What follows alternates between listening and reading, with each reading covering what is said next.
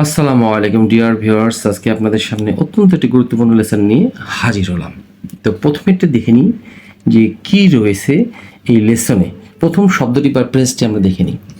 In জিওপার্ডি, খুব গুরুত্বপূর্ণ একটি শব্দ যা পেপার পত্রিকাতে শুরু করে আমাদের দৈনন্দিন জীবনে প্রচুর ব্যবহৃত হয়।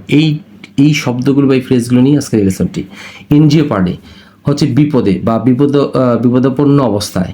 এটার অল্টারনেটিভ ইংলিশ হতে পারে in the soup, SOUP, in deep water, in hot water, in trouble, অথবা ইন জেপার্ডি। ইন কোল্ড ব্লাড হচ্ছে ঠান্ডা মাথায় বা নির্দয়ভাবে। ইন ফুল সুইং হচ্ছে পুরোদমে।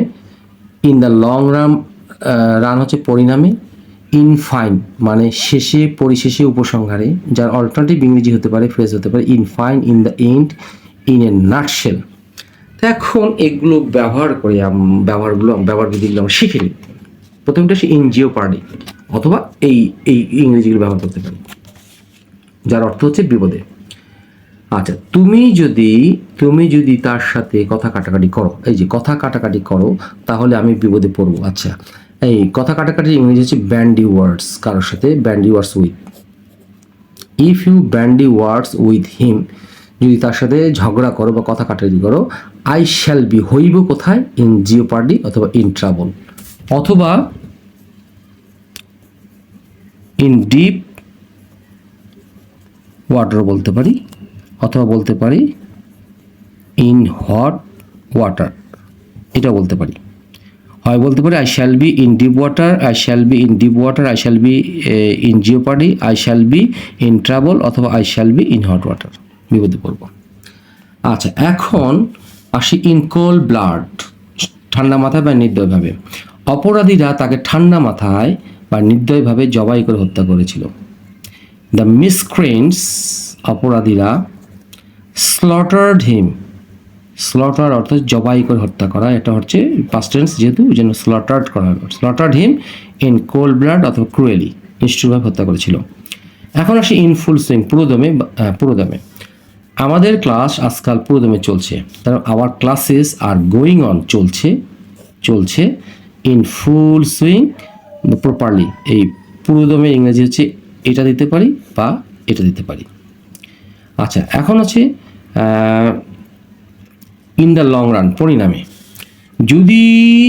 তুমি যদি তার সাথে কথা কাটাকাটি করো, পরিণামে তোমাকে শাস্তি পেতে হবে। মানে if you bandy words with, কথা কাটাকাটি করা কারোর সাথে, হিম, তার সাথে কথা কাটাকাটি করো, পরিণামে ইউ উইল গেট পানিশমেন্ট। এটা যেহেতু ফিউচার ইনডিফিনিটেন্স, তাহলে ইউ উইল গেট পানিশমেন্ট অর্থাৎ তুমি শাস্তি পাবে। এখন আসি ইন ফাইন, যার শেষে, পরিশেষে, উপসংহারে, in fine, in the end, in a nutshell. এখন আমি আবারও দেখানোর চেষ্টা করছি ইন ফাইন শেষে, পরিশেষে, উপসংহারে, in fine, in the end, in a nutshell. এখন শেষের এক্সাম্পলটা আমরা দেখি, 5 নম্বর এক্সাম্পলটি।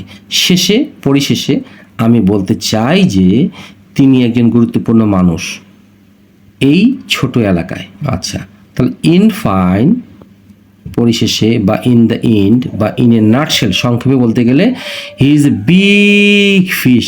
এই বিগ ফিশ হচ্ছে একজন গুরুত্বপূর্ণ ব্যক্তি। হি ইজ এ বিগ ফিশ, এই বিগ ফিশ হচ্ছে অত্যন্ত একজন গুরুত্বপূর্ণ মানুষ। এটার ইংরেজি হচ্ছে এ বিগ ফিশ।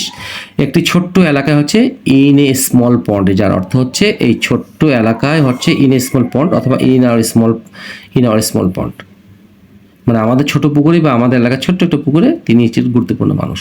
মানে he is a big fish in a small pond. এই ইন এ স্মল পন্ড অর্থ হচ্ছে big fish in a small pond হচ্ছে একজন ছোট্ট এলাকায় একজন গুরুত্বপূর্ণ মানুষ, মানে একজন গুরুত্বপূর্ণ মানুষ এই ছোট এলাকায়। এই গোটাটা শব্দ হচ্ছে এই big fish in a small pond, এটা মাথায় রাখতে হবে আমাদেরকে। তো আশা করি আপনাদেরকে লেসনটি সুন্দরভাবে বোঝাতে পেরেছি।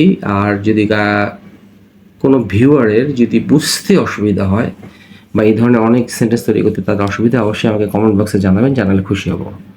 আশা করি ভালো থাকবেন। আসসালামু আলাইকুম।